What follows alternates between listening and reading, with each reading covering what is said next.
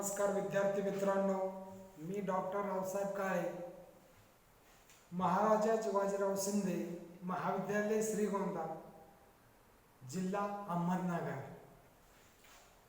Class TY. BCom, subject banking and finance, paper 3. तर विद्यार्थी मित्रांनो, प्रकरण पहिले भारतातील बँकविषयक कायदे या प्रकरणाच्या संदर्भात आपण माहिती पाहणार आहोत. तर सर्वप्रथम आपण प्रामुख्याने भारतातील बँकविषयक कायदे प्रकरण पहिले त्याच्या संदर्भात सुरुवातीला प्रस्तावना अभ्यासणार आहोत. भारतातील बँक व्यवसायाचा जर इतिहास पाहिला तर फार जुना असल्याचं आपल्याला सांगता येऊ शकेल. प्राचीन काळामध्ये बँक व्यवसायाला अतिशय महत्त्व प्राप्त झालेलं होतं, कारण भारतामध्ये पूर्वी सावकार, सराफी पेढेवाले तसेच कर्ज देणे, त्यांचे जे काही कर्ज देण्याचे धोरण आहे ते अतिशय किचकट होते, कारण प्रत्येक सावकाराची किंवा सराफ पेढेवाल्याची कर्ज देण्याची पद्धत भिन्न भिन्न स्वरूपाची होती. त्याचबरोबर व्याजदर भिन्न भिन्न होते. त्यामुळे सावकारी पेढ्यांचा जो काही कालखंड आहे त्या कालखंडामध्ये प्रामुख्याने भारतामध्ये पाश्चिमात्य बँक पद्धतीने व्यवसाय चालू होता. त्यामुळे सुरुवातीच्या काळात ब्रिटिश एजन्सी गृहाच्या माध्यमातून बँक व्यवसाय सुरू करण्यात आला. त्यालाच आपण ईस्ट इंडिया कंपनी ही भारतामध्ये प्रामुख्याने मोठ्या प्रमाणात बँक व्यवसाय करत होती. म्हणजे एकंदरीत जर आपण पाहिलं तर भारतामध्ये पहिली बँक 1770 मध्ये बँक ऑफ हिंदुस्तान या नावाने पहिली बँक सुरू झाली. म्हणजे एकंदरीत जर आपण पाहिलं तर ब्रिटिश लोकांनी 1770 मध्ये जरी पहिली बँक भारतामध्ये बँक ऑफ हिंदुस्तान सुरू केली असली तरी स्वातंत्र्यपूर्व काळात भारतात अनेक बँका स्थापन झालेल्या आपल्याला सांगता येऊ शकते.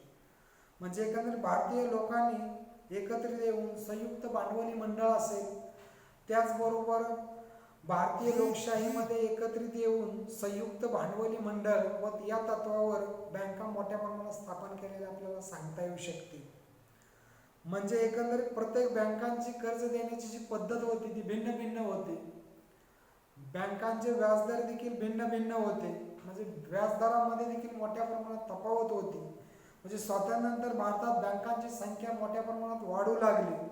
त्याचबरोबर सर्व बँकांवर एक नियंत्रण ठेवणारी बँक असावी असे प्रामुख्याने गरज भासू लागली. त्यातूनच बँक नियमन कायदा 1949 निर्माण झाला. तर बँक व्यवसायाची निर्मिती आणि विस्ताराच्या संदर्भात प्रामुख्याने विचार करत असताना प्रामुख्याने भारतामध्ये त्या बँक व्यवसायाचा विस्तार कसा होईल किंवा विकास कसा होईल ही सतत चालणारी जी प्रक्रिया आहे. कारण मानवी इतिहासामध्ये बँक व्यवसायाला अतिशय महत्त्वाचं स्थान असल्याचं आपल्याला सांगता येऊ शकेल.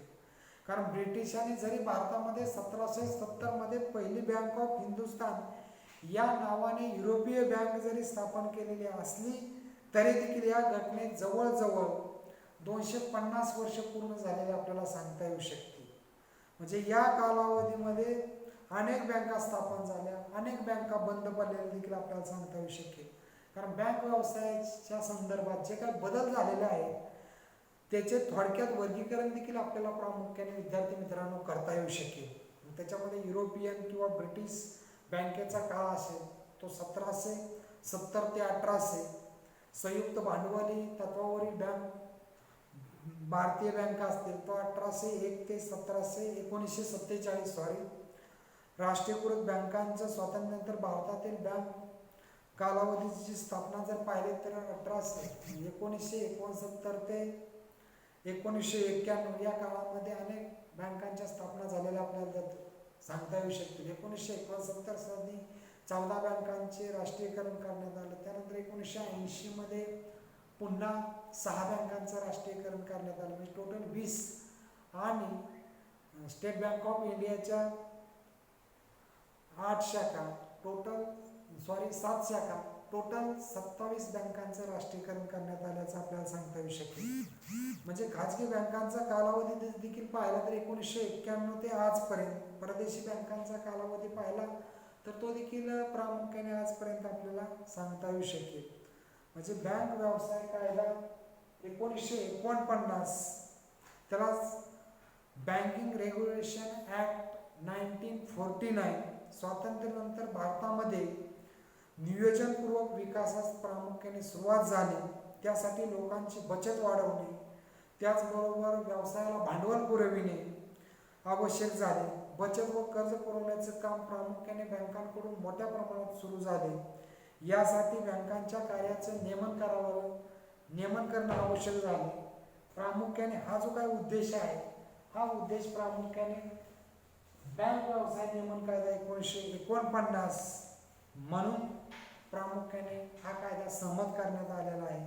या कायद्याची जर आपण व्याप्ती पाहिली तर संपूर्ण भारतभर हा कायदा केंद्र सरकारने प्रामुख्याने ऑफिशियल गॅजेटमध्ये प्रसिद्ध करून 17 फेब्रुवारी 1949 पासून भारतभर हा कायदा लागू करण्यात आलेला आहे.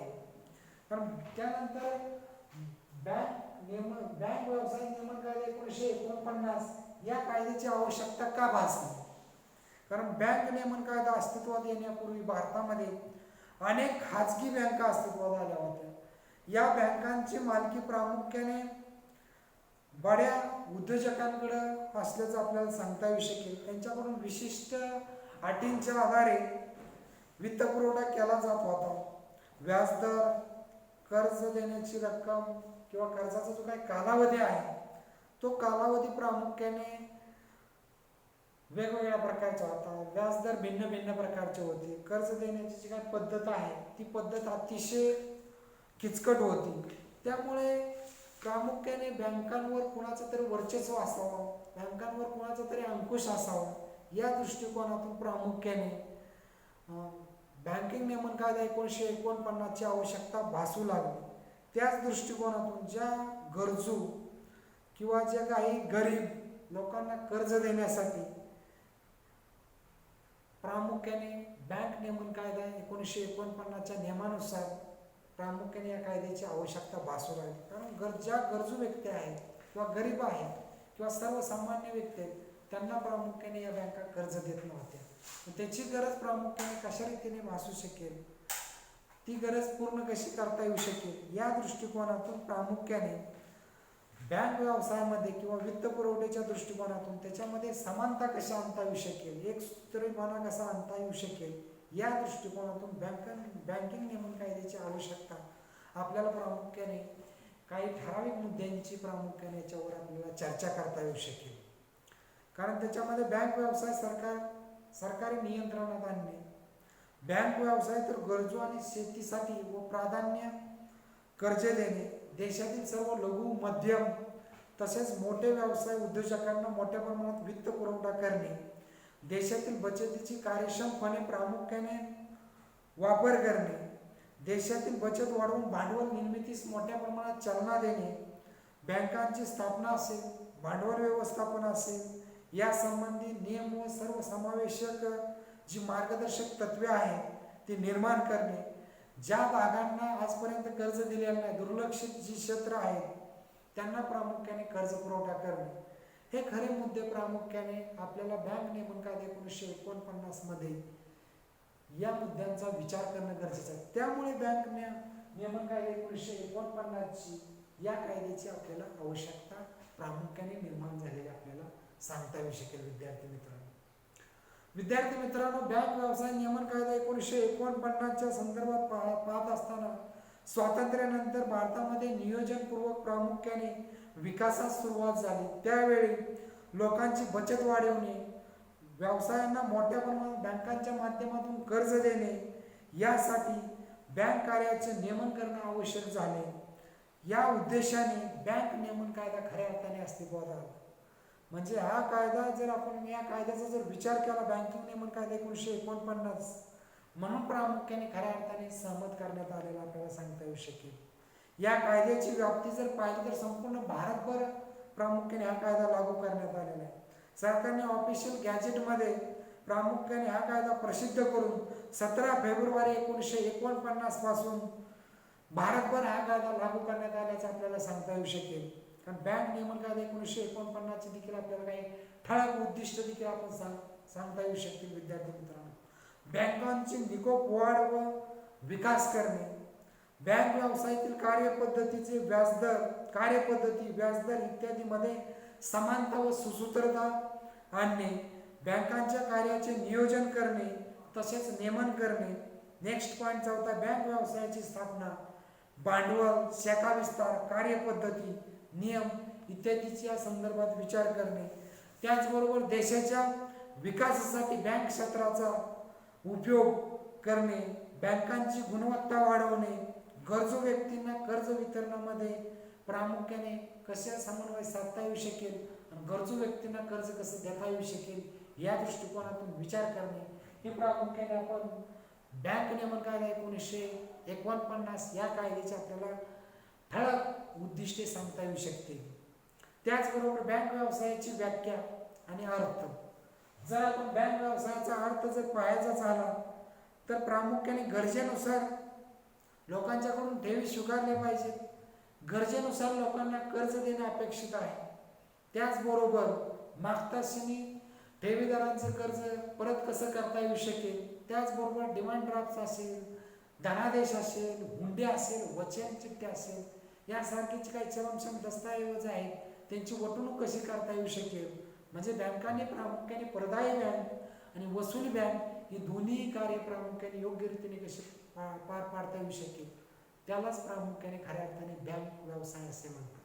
म्हणजे एकंदरीत जर आपण पाहिलं तर बँक व्यवसायाच्या माध्यमातून फक्त लोकांना कर्ज देणे आणि लोकांच्याकडून ठेवी स्वीकारणे एवढंच मर्यादित नसून त्यामध्ये आपल्याला अनेक गोष्टींचा विचार प्रामुख्याने करावा लागत असतो. म्हणजे लोकांना चांगल्या चांगल्या प्रकारची सेवा कशी देता येऊ शकेल या दृष्टिकोनातून देखील प्रामुख्याने बँक व्यवसायामध्ये विचार केला जात असतो. ही झाला अर्थ. म्हणजे थोडक्यात जर सांगायचं तर भारतात कोणतीही बँक व्यवसाय करणारी संस्था किंवा कंपनी म्हणजे बँक होय. थोडक्यात आपल्याला प्रामुख्याने बँक व्यवसायाच्या काही व्याख्या देखील सांगता येऊ शकतील. त्या व्याख्याच्या दृष्टिकोनातून देखील प्रामुख्याने आपल्याला विचार करावायचा आहे. म्हणजे एकंदरीत जर आपण पाहिलं तर बँक व्यवसाय म्हणजे काय, एकंदरीत त्याच्या संदर्भातली माहिती देखील प्रामुख्याने विद्यार्थी मित्रांनो आपल्याला पाहायची आहे.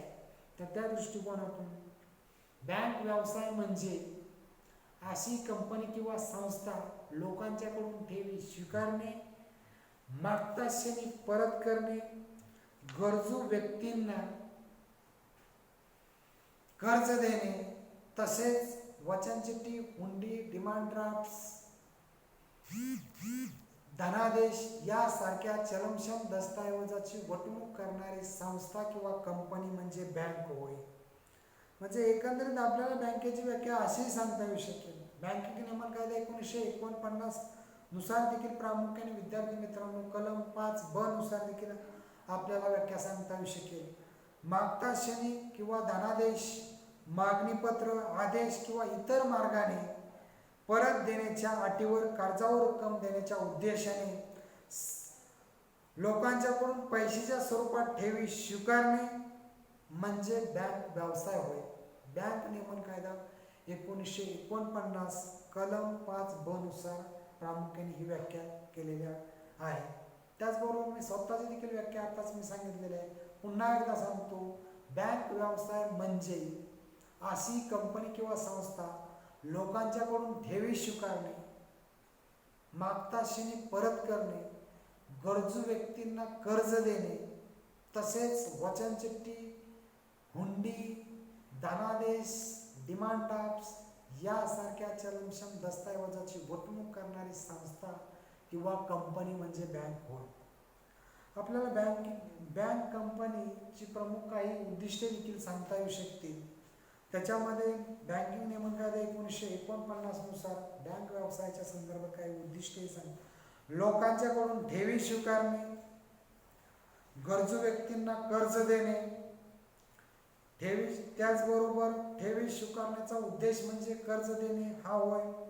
लोकांकडे असलेला जास्त पैसा उद्योगासाठी कर्ज रूपे पद्धतीने उपलब्ध करून देणे, ग्राहकांना गरजेच्या वेळेस विविध मार्गाने पैसे काढण्याची सुविधा उपलब्ध करून देणे, त्याचबरोबर ग्राहकांना व ठेवीदारांना विविध वित्त सेवा पुरवणे ही प्रामुख्याने बँक कंपनीची प्रमुख उद्दिष्टे आपल्याला सांगता येऊ शकतील. त्याचबरोबर बँकांची प्रमुख कार्य काय आहेत बँकांच्या प्रमुख कार्यामध्ये थोडक्यात आपल्याला सांगता येऊ शकतील.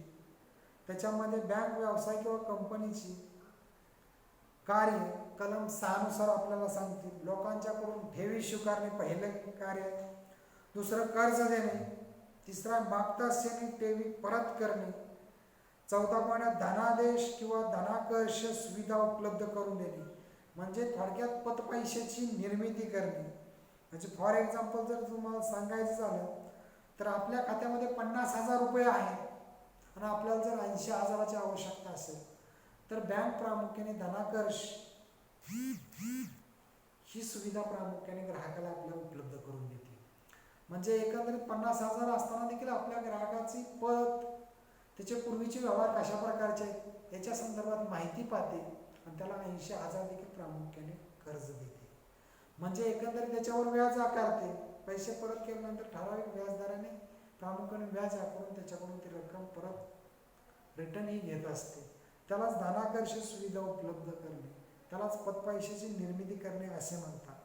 म्हणजे एकंदरीत या शब्दाचा वापर करत असताना संस्थाचा धनादेश असेल, धनाकर्ष, पतपत्रे यासारख्या सुविधा देखील प्रामुख्याने ग्राहकांना उपलब्ध करून देण्याचं काम करत असते.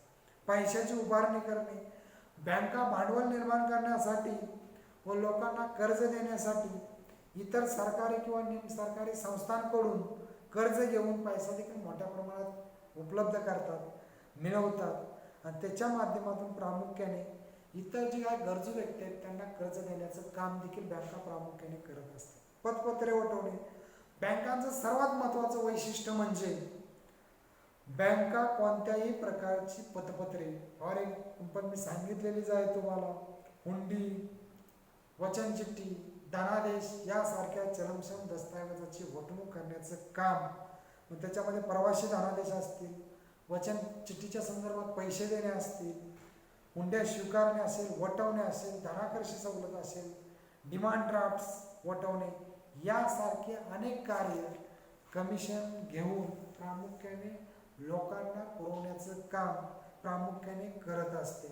चलनक्षम पत्रविषयक कार्य, तर चलनक्षम दस्तऐवज कायदा आपल्याला माहिती आहे 1881 आहे.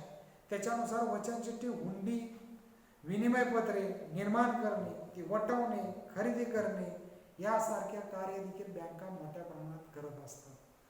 दुय्यम कार्य, बँका कर्ज देणे आणि ठेवी स्वीकारणे एवढीच मर्यादित कार्य करत नाही तर अनेक ही वेगळ्या प्रकारची कार्य प्रामुख्याने करत असते.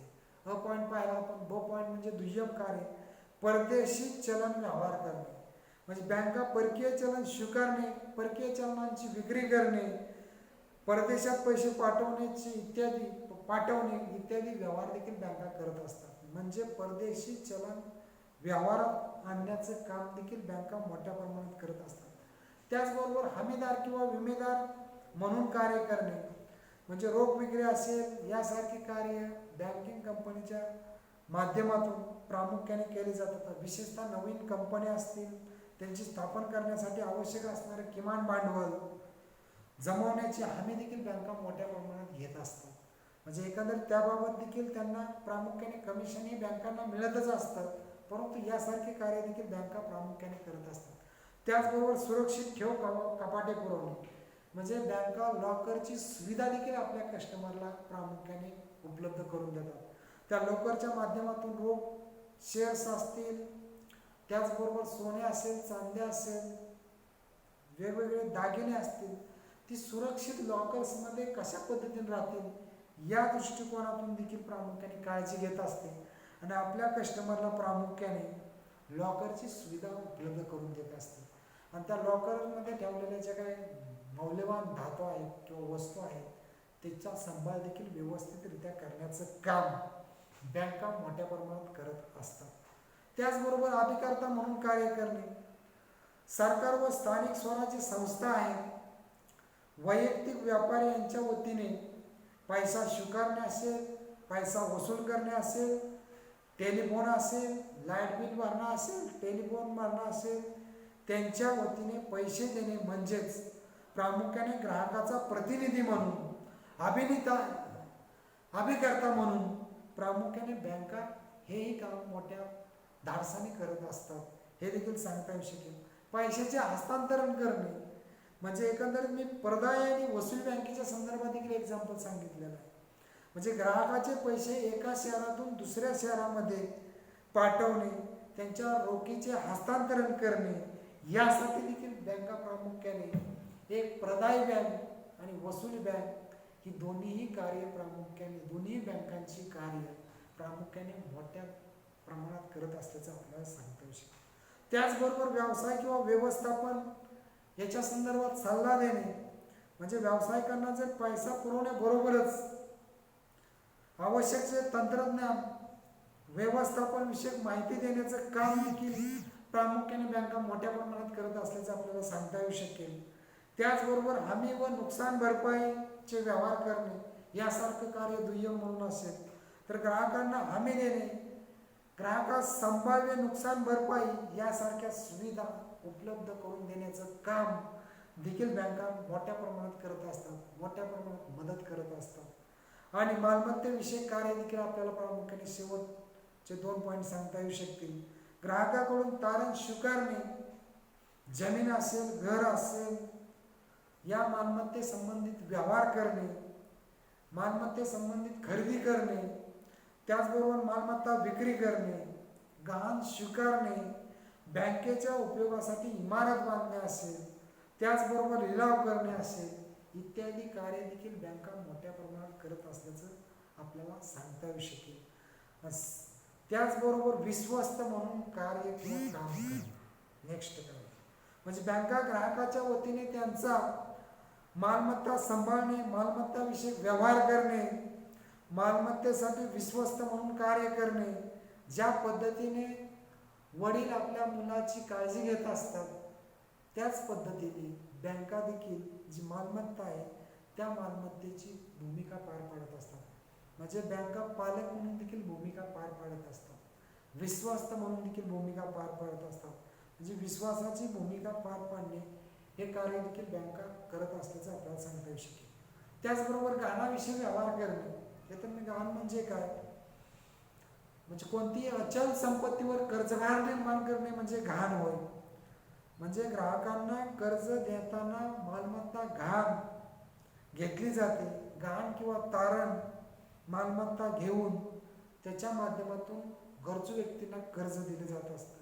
या मालमत्तेची विल्हेवाट लावणे, संबंधित मालमत्तेवर देखरेख ठेवणे, गहाण नजर गहाण असेल, कायमचे गहाण असेल, इत्यादी संबंधित व्यवहार करण्याचं काम बँका करत असल्याचं आपल्याला सांगता येऊ शकेल. त्याचबरोबर शेवटचं कार्य आहे, इतरही कार्य बँका प्रामुख्याने करत असतात. मग इतर कोणती कार्य आहेत?